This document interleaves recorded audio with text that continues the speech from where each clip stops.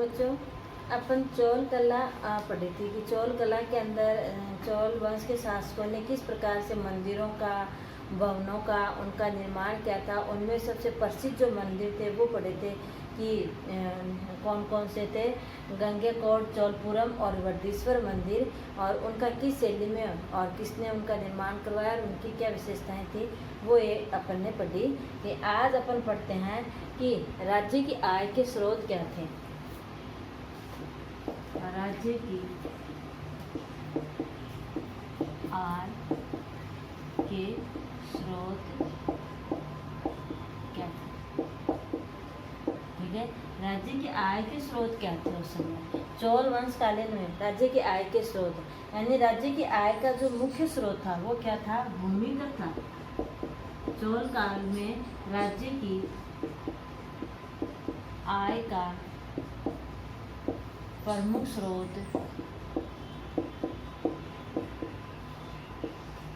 भूमिकर।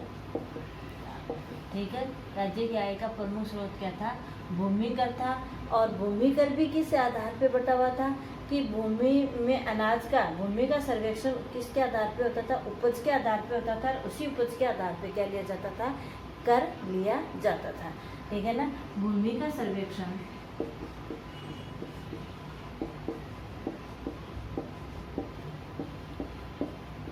भूमि का जो सर्वेक्षण है वो कर उपज के आधार पर होता था। ठीक है, उपज के आधार पर होता था। भूमिकर जो भूमि की उर्वरा और वार्षिक फसल चक्कर देखने के पश्चात ही और क्या लिया जाता था, उसके अंदर कर लिया जाता था, निर्धारित किया जाता था। यानी कि भूमि की उर्वरा शक्ति कितनी है, भूमि के अंदर वार्षिक फसल का चक्कर कितना है, उसके बाद कर क्या किया जाता था, निर्धारित किया जाता था। उपज का 1/3 हिस्सा, उपज का 1/3 हिस्सा, कितना हिस्सा, 1/3 हिस्सा हुआ करता था। 1/3 हिस्सा लेते थे। अब देखो, आय के स्रोत क्या था, भूमिकर था। भूमिकर किसके आधार पे लिया जाता था, वही उपज के आधार पे कि वार्षिक आय कितनी हो रही है, अवार्षिक जो फसल चक्कर है वो कितना है, और उसके बाद निर्धारित किया जाता था। और कितना लिया जाता था, उपज का 1/3 हिस्सा लिया जाता था। कई जगह फसलें जो सिंचाई और कृत्रिम रूप से की जाती थी, कई जगह है फसलें सिंचाई और कृत्रिम रूप से की जाती थी। ठीक है, की जाती थी। सिंचाई से फसलें की जाती थी, और सिंचाई की जो पद्धति थी वो विभिन्न प्रकार की अपनाई जाती थी। जैसे कुएं खुदवाना, बारिश के पानी को इकट्ठा करके विशाल सरोवर बना करके करना, और योजनाबद्ध तरीके से करना। यानी जो फसलों की सिंचाई की जाती वो किससे, कुएं बनाकर करना, कुओं से सिंचाई करना। फिर किससे करना, तालाबों से करना, वर्षा के पानी को इकट्ठा करके। ठीक है ना, तालाबों से करना, और योजनाबद्ध तरीके से सिंचाई करना, तरीके से, ताकि भूमि क्या ले सके, अधिक से अधिक क्या प्राप्त कर सके, राजा कर प्राप्त कर सके। और उस कर का उपयोग आपको बता दिया कि राजा अपने आप को क्या दिखाने के लिए, अपने आप को अधिक से अधिक और धनी और समृद्ध धनढ़ दिखाने के लिए, और सभी राज्यों में शक्तिशाली दिखाने के लिए, और क्या इस प्रकार के साधन अपनाता था। अब अपन पढ़ेंगे चोलकालीन प्रशासनिक व्यवस्था, यानी चोलों के समय जो प्रशासनिक व्यवस्था थी वो कैसी थी। ये तो राज्य के आय के स्रोत थे। अब है चोलकालीन प्रशासनिक व्यवस्था।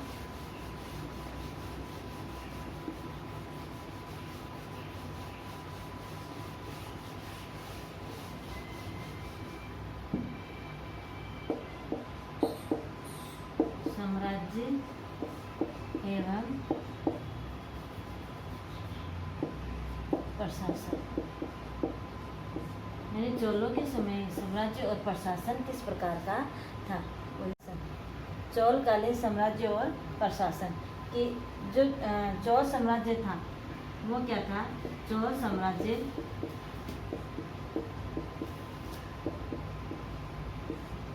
कई प्रांतों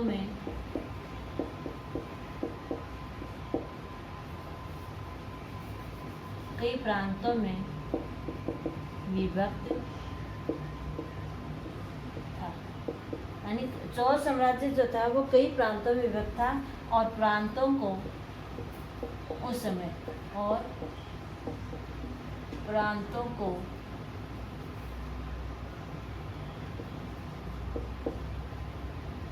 मंडलम कहा जाता।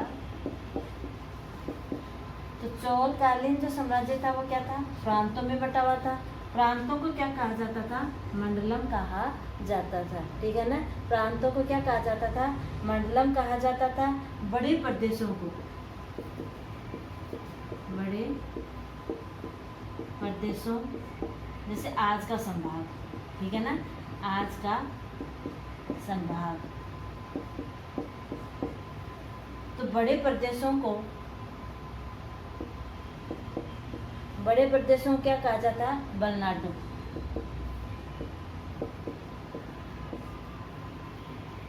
कहा जाता, बड़े प्रदेशों क्या कहा जाता था, बलनाडु कहा जाता था। ठीक है ना। और मंडलम के जो उप विभाग थे,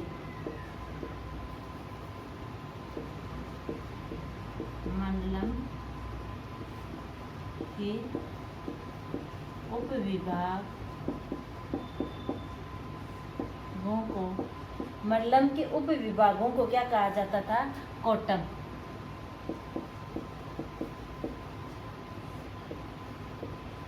कहा जाता, मंडलम के उप विभागों को क्या कहा जाता था, कोट्टम कहा जाता था। यानी बलनाडु के जो छोटे भाग इन्हीं को, ठीक है ना, और कोट्टम से जो छोटे होते थे उनको क्या कहा जाता था, नाडु कहा जाता था। जिले जो वो क्या है, गाँव में विभक्त थे और गाँव को क्या कहा जाता था, कोट्टम कहा जाता था। और कोट्टम क्या है, और इनको भी, इनमें क्या है, कई जिलों में उनको क्या किया जाता था, विभाजित किया जाता था। और उन जिलों को क्या कहा जाता था, नाडु कहा जाता था। ठीक है ना। बलनाडु के छोटे भागों को जिलों में बांटा गया।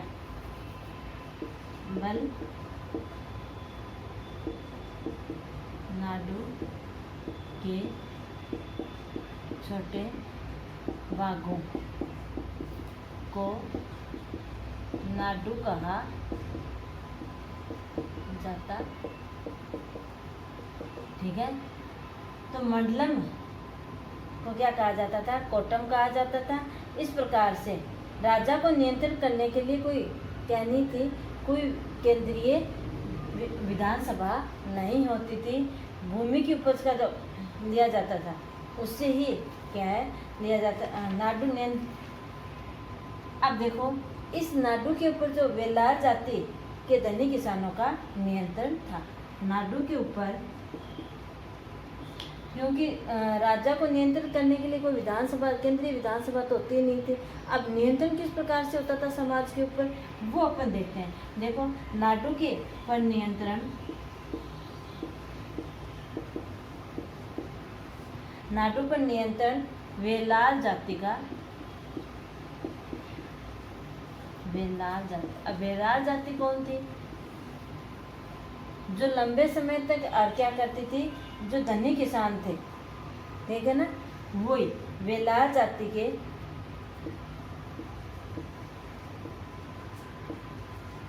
धनी किसानों का अमान। ये जो जाति के लोग थे वो क्या लेते थे, कर वसूल करते थे और वो राजा को तक पहुंचाते थे। धनी भूस्वामियों से किसानों के सम्मान के रूप में। अब देखो, इन धनी भूस्वामी जो होते थे धनी भूस्वामी किसानों को सम्मान के रूप में और उनको उपाधि दी जाती थी। क्या? मुए वेलन।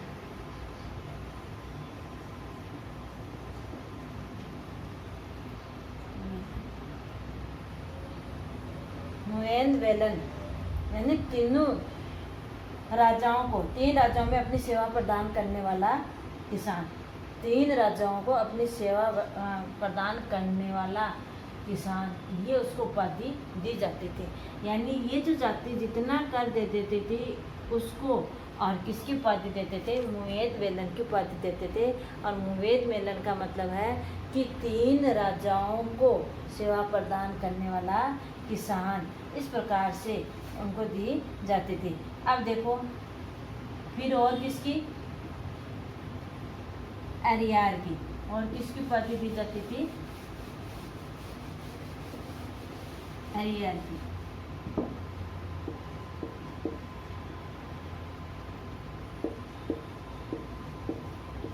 अरियर यानी प्रधान, मुखिया, गांव का, ठीक है, प्रधान की उपाधि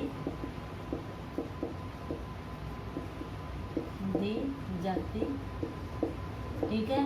तो प्रांतों में विभक्त था, मंडलम कहा जाता था, संभाग बड़े स्तरों को बल्टू कहा जाता था, मंडलम के उपभागों को कोटम कहा जाता था, और कोटम के उपविभाग मान लो अर्बन नाडु के छोटे भागों को नाडु कहा जाता था। नाडु के ऊपर वेलाल जाति का क्या होता था? नियंत्रण, और धनी किसानों का नियंत्रण होता था। और इन धनी किसानों के को क्या है? सम्मान के रूप में मुएन वेलन की उपाधि या अरियर की उपाधि दी जाती थी। और क्या की जाती थी? केंद्र में महत्वपूर्ण राजनीतिक पद भी सौंपे जाते थे। इनको केंद्र में महत्वपूर्ण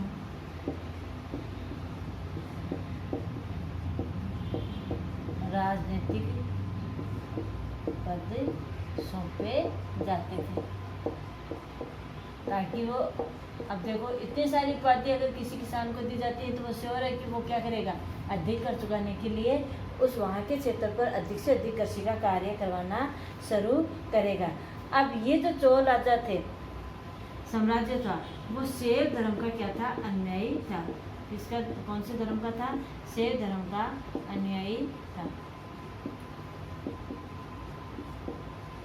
शैव धर्म को मानने वाले थे, ठीक है। राजाधिराज के जो था, राजराज की पद है, राजाधिराज ने और क्या करवाया था? अश्वमेध यज्ञ भी करवाया था, ठीक है। अश्वमेध यज्ञ भी, यानी जो शक्तिशाली राजा होता था वो ही ये करवा पाता था। तो अश्वमेध यज्ञ भी करवाया था। और क्या थी? देवदासी प्रथा भी, दास और देवदासी प्रथा भी प्रचलित थी। दास व देवदासी प्रथा प्रचलित थी, ठीक है। इसके साथ आपका ये चैप्टर क्या होता है? खत्म होता है कि नए राज्य कैसे आए और किस प्रकार से उन्होंने शासन किया और अपने राज्यों का विस्तार किया। उसमें से अपन ने आपका एक चोल वंश पढ़ा है। अगर आपको कहीं आपको समझ में नहीं आए तो आप कमेंट बॉक्स में लिख के पूछ सकते हैं। धन्यवाद।